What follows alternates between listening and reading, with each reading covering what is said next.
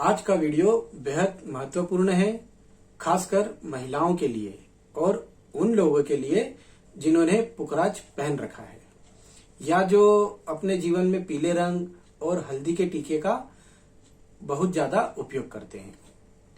इस वीडियो को अंत तक ध्यान से देखिएगा, क्योंकि आज हम एक एक करके कई बड़े भ्रम दूर करने वाले हैं। दोस्तों, गुरु पूर्णिमा के पावन पर्व पर आज हम बात करेंगे जन्म कुंडली के दो गुरुओं की, जो शुभता और समृद्धि के कारक माने गए हैं। पहले देवताओं के गुरु देवगुरु बृहस्पति और दूसरे राक्षसों के गुरु शुक्राचार्य। अब ज्योतिष शास्त्र में गुरु को सबसे शुभ ग्रहों की श्रेणी में सबसे ऊपर रखा गया है, क्योंकि सौरमंडल में भी गुरु सबसे बड़ा ग्रह है। गुरु की दृष्टि जहां भी पड़ती है, कुंडली के उस भाव में शुभता आ जाती है और उस भाव से संबंधित दोष कम हो जाते हैं। धर्म, नैतिकता, धन, समृद्धि, संतान, पति, इन सभी का कारक गुरु ही है।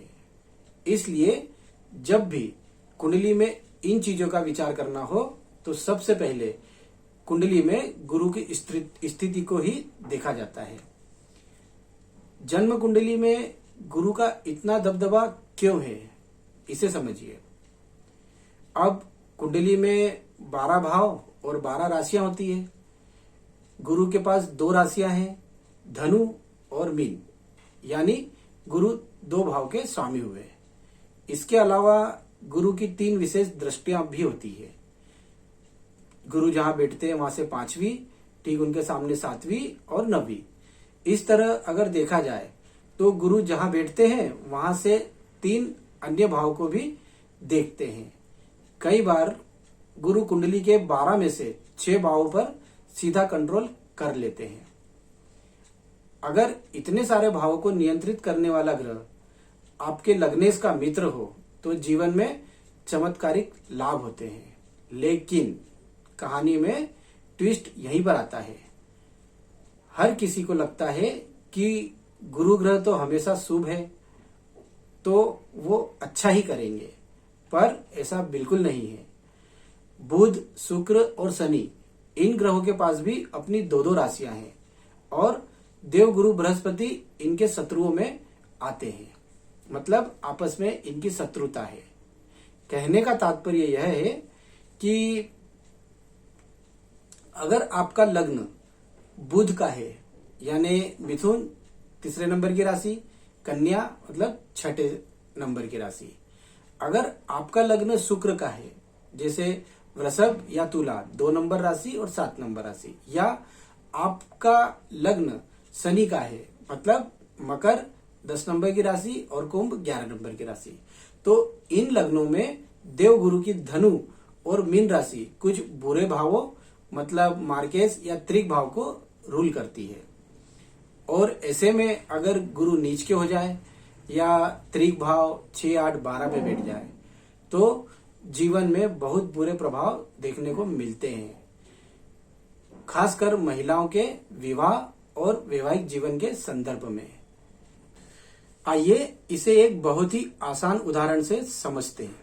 मान लीजिए गुरु एक बहुत ही ज्ञानी और दयालु शिक्षक है, लेकिन अगर किसी राज्य के राजा ने उस शिक्षक को जेल, अस्पताल या टैक्स वसूली विभाग का मंत्री बना दिया है, तो वह चाहकर भी लोगों के साथ सिर्फ नरमी से पेश तो नहीं आएगा, उसे अपनी ड्यूटी निभानी ही पड़ेगी।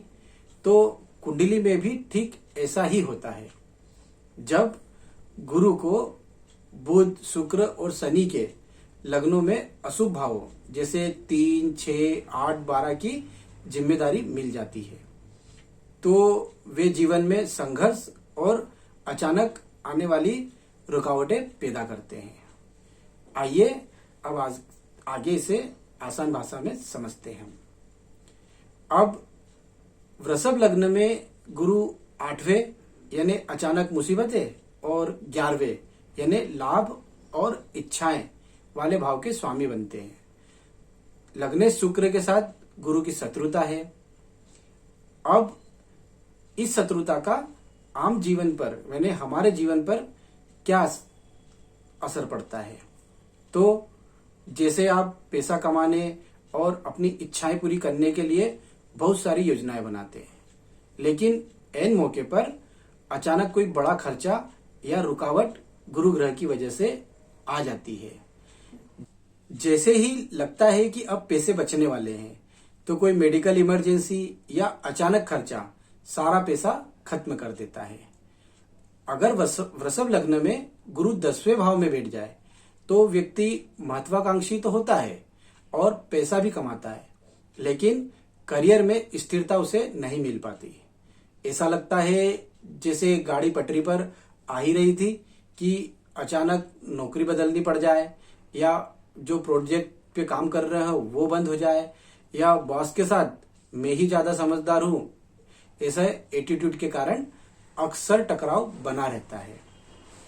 अब बात करते हैं तुला लग्न, जिसमें गुरु तीसरे संघर्ष और अत्यधिक मेहनत और छठे यानी रोग ऋण शत्रु वाले भाव के स्वामी बनते हैं। अब हमारे जीवन पर इसका असर तो व्यक्ति किसी काम में बहुत ज्यादा मेहनत मैंने तीसरा भाव करता है, लेकिन उसका नतीजा छठे भाव के रूप में मिलता है, जो बीमारी या कर्ज के रूप में निकलता है।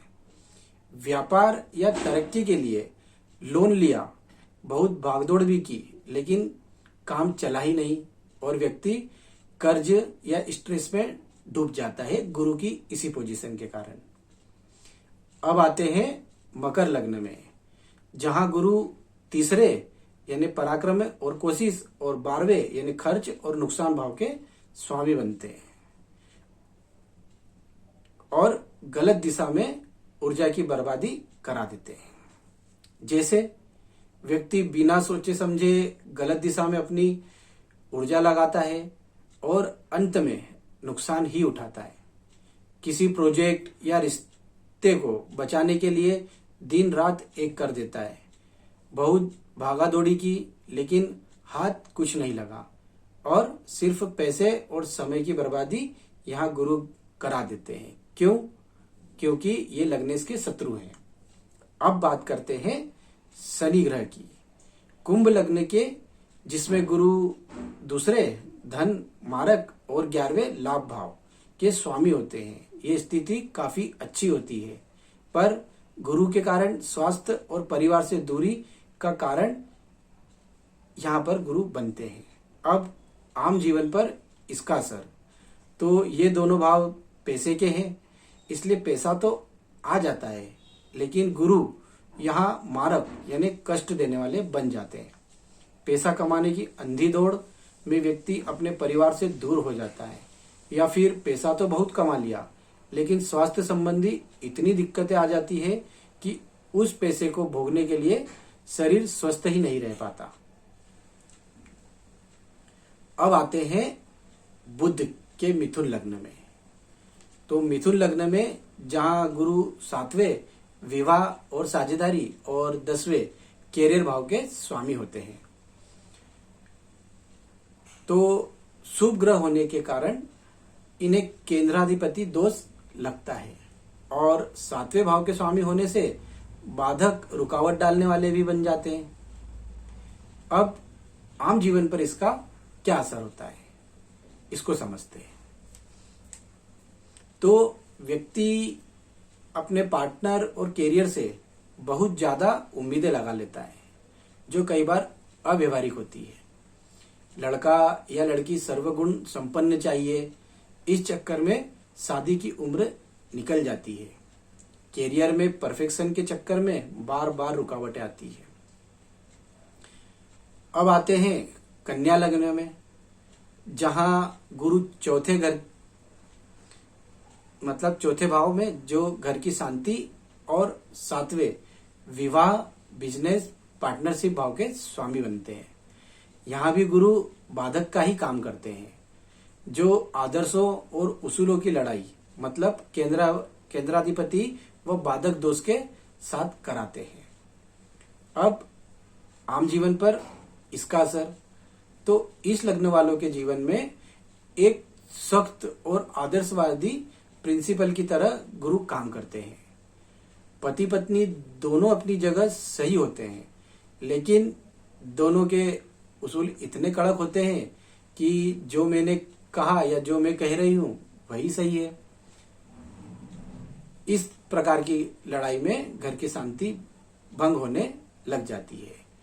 बिजनेस पार्टनरशिप शुरू बहुत अच्छी होती है, लेकिन 99% काम पूरा होने के बाद अचानक कागजी कार्यवाही या वैचारिक मतभेद के कारण आपका काम अटक जाता है।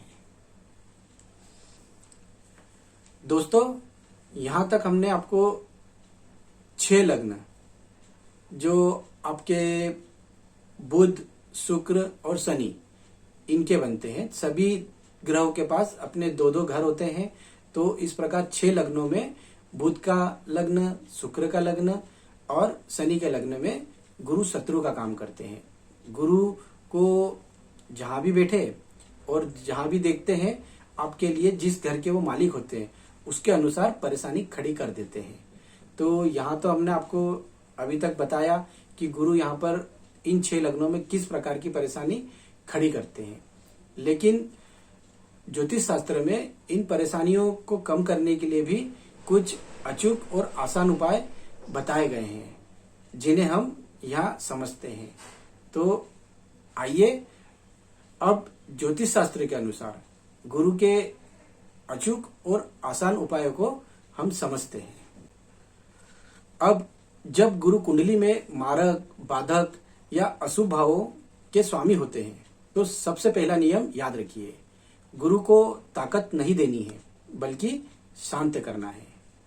तो ये बिल्कुल भी नहीं करें, मतलब प्रिकॉशन लें। जैसे पुखराज यानी येलो सफायर बिल्कुल ना पहने। अशुभ गुरु का रत्न पहनने से अचानक खर्चे, बीमारियां और अहंकार बढ़ सकता है। सोना कम पहने, विशेषकर तर्जनी उंगली यानी इंडेक्स फिंगर में सोने की अंगूठी पहनने से बचें। सोने में निवेश सोच समझकर करें, बिना मांगे सलाह न दें। अकारक गुरु व्यक्ति में मुझे सब पता है वाला अहंकार भी भर देते हैं। जब कोई पूछे नहीं, मतलब जब तक कोई पूछे नहीं तो मुफ्त का ज्ञान ना बांटे, इस बात का विशेष ध्यान रखें। अब ऐसा क्या करें, मतलब प्रैक्टिकल रेमेडीज की बात करते हैं। तो बुजुर्गों और शिक्षकों का सम्मान। गुरु ज्ञान और बड़े बुजुर्गों का कारक ग्रह है। अपने गुरुओं, पिता और वृद्ध लोगों की निस्वार्थ भाव से सेवा करें। हमेशा अपने वादे पूरे करने की कोशिश करें। अगर किसी से कोई वादा करें तो उसे जरूर निभाएं। झूठ बोलने से गुरु सबसे ज्यादा खराब फल देते हैं। कन्या और मिथुन लग्न वालों को अपनी शादी में परफेक्शन ढूंढने की आदत छोड़ देनी चाहिए। थोड़ा बहुत कॉम्प्रोमाइज करना पड़ता है। गुरुवार का दान, जैसे पीले कपड़े, चने की दाल, हल्दी या धार्मिक पुस्तकों का दान किसी मंदिर में या जरूरतमंद विद्यार्थी को जरूर करें। दान करने से अशुभ ग्रहों की नकारात्मक ऊर्जा अपने से दूर होती है। केले के पेड़ की पूजा। गुरुवार को केले के पेड़ की जड़ में जल अर्पित करें। हो सके तो उसमें हल्दी मिला लें, लेकिन केले खाने से बचें। अब मंत्र और आराधना, तो इसमें सबसे अच्छा है भगवान विष्णु का सहस्त्र नाम।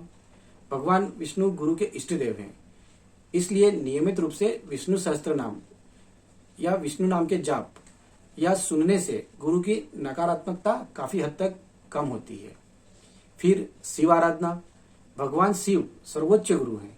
शिवलिंग पर नियमित जल चढ़ाने से मन शांत रहता है और गुरु के कारण आने वाली अड़चने भी दूर होती है। अब मंत्र जाप, तो मंत्र जाप रुकावटें ज्यादा हो तो गुरुवार के दिन ओम ग्राम ग्रीम ग्रोम सह गुरुवे नमः मंत्र का 108 बार जाप हल्दी या रुद्राक्ष की माला से जरूर करें। तो दोस्तों, ये थी गुरु ग्रह जो बहुत ही शुभ है। गुरु भले ही कुछ इन 6 लग्नों के लिए अकारक हो, लेकिन इसका मतलब यह नहीं कि जीवन रुकी जाएगा या हम अत्यधिक परेशान होंगे। ज्योतिष हमें डराता नहीं है, बल्कि सही रास्ता दिखाता है। अपने कर्मों को सुधार कर बिना मांगे सलाह देने की आदत को छोड़कर और निस्वार्थ भाव से सेवा करके आप गुरु के असीम प्रभाव को बहुत आसानी से कम कर सकते हैं। तो दोस्तों, ये थी शुभ ग्रह गुरु किस प्रकार से इन 6 लग्नों में अपनी शुभता कम करके क्रूर हो जाते हैं। और यहाँ पर जब गुरु क्रूर हो जाते हैं तो गुरु की चीजों को अपने से दूर रखें और उनका दान करें। और जो ग्रह अपने लिए अच्छे रहते हैं उन्हीं चीजों को अपने पास में अपने जीवन में समाहित करें। जो ग्रह अपने लिए लाभदायक रहते हैं और कारक ग्रह रहते हैं उन ग्रहों को हमेशा अपनी दिनचर्या में शामिल करना चाहिए। और जो ग्रह हमारे लिए बुरे हैं उनका हमेशा त्याग करना चाहिए, उनसे दूर रहना चाहिए, दान करना चाहिए। और ये सभी स्थितियां आपको जन्म कुंडली से बड़ी आसानी से पता चल जाती है। अगर आपके जीवन में कुछ परेशानी चल रही हो तो ज्यादा अपना दिमाग न लगाते हुए किसी अच्छे ज्योतिष की सलाह जरूर लें। और वैसे भी हमेशा सलाह लेते रहना चाहिए। जहां हम हजारों लाखों रुपए अपने आप पे खर्च करते हैं तो यहाँ थोड़ी सी फीस देखने से बचने के लिए अपना दिमाग न लगाएं और कम से कम अपनी जो 9 ग्रह हैं वो आपकी कुंडली में क्या कह रहे हैं इसको समझकर अपने जीवन को उन ग्रहों के अनुसार आगे बढ़ाएं। तो आपको परेशानियां कम मिलेगी और आपको उन ग्रहों से लाभ मिलेगा। और एक चीज हमेशा ध्यान रखिए, ये गाना कभी मत भूलिए, कभी किसी को मुकम्मल जहां नहीं मिलता, कहीं जमी तो कहीं आसमां नहीं मिलता। यही हमारा समझाने का उद्देश्य था कि कुंडली के 12 भाव और 12 लग्नों में 12 लग्नों के अंदर 6 तो गुरु अपने योग कारक हो जाते हैं और 6 में शत्रु हो जाते हैं। मतलब कुल मिला के आधी जनता के लिए गुरु और शुक्र दोनों ही ग्रह, शुक्र को भी बहुत शुभ मानते हैं, पैसा देता है, सब कुछ देता है, लेकिन शुक्र ग्रह भी जब परेशानी देने पे आए तो आपको बहुत बड़ी समस्याएं भी देते हैं। तो इसीलिए ध्यान रखिएगा अपना। और वीडियो कैसा लगा आपको कमेंट्स में जरूर बताएं। कुछ पूछना हो या कुछ बताना हो और आगे हम जिस तरह से हमने गुरु का वीडियो बनाया इसी तरह से अगर आप चाहते हैं कि हम शुक्र ग्रह के बारे में भी या अन्य आप कुछ जानना चाहते हैं उसके बारे में वीडियो बनाएं तो कमेंट्स में जरूर लिख दीजिए। और ऐसे ही ज्योतिष संबंधित वीडियो को देखने के लिए हमारे चैनल को सब्सक्राइब करें और शेयर भी करें ताकि हम आपको आगे कुछ अच्छे वीडियो बना के दे पाएं। तो कोशिश हमारी थी आपको अच्छे से समझाने की। उम्मीद करते हैं आपको गुरु ग्रह के बारे में कुछ समझा पाए होंगे। तो फिर मिलते हैं किसी अच्छे से टॉपिक पर। तब तक के लिए ओम नमो नारायण।